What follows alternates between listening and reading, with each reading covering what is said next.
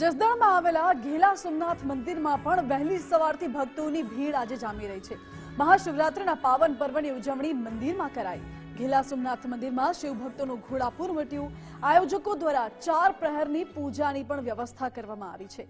સવારની મંગળા આરતી બાદ પાલખી યાત્રા અને ત્યારબાદ શિવ ભક્તો માટે ફરાળની પણ વિશેષ વ્યવસ્થા ગોઠવવામાં આવી છે।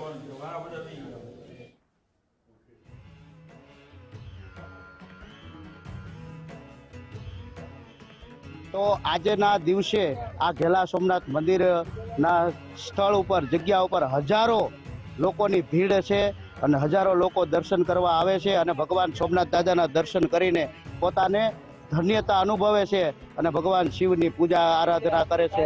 અને સવારથી માંડીને ચારે પોરની પૂજા થાય છે। પ્રથમ પહેલા મંગળા આરતી થાય છે, બપોરે મહાઆરતી થાય છે, ત્યારબાદ સાંજે સંધ્યા આરતી થાય છે, પછી ચારે પોરની પૂજા થાય છે અને ચારે પોરમાં આરતી થાય છે। આજના શિવરાત્રિના પવિત્ર તહેવાર નિમિત્તે શ્રી ભોલે બાબાના દર્શને અર્થે અમે લોકો આજે આવ્યા છીએ। આજે અમે અહીંયા ભગવાનના દર્શન કરીને ખૂબ તૃપ્તિનો અનુભવ થાય છે અને ઘણા સમયથી અહીંયા ઘેલા સોમનાથ વિશે સાંભળ્યું પણ ક્યારે આવ્યા નહોતો, તો આજે એમનો સાક્ષાત દર્શન કરીને ખૂબ આનંદની અનુભૂતિ થાય છે। શિવરાત્રી પર્વ એટલે શિવ અને શક્તિનું ભજવાનું અનેરું પર્વ।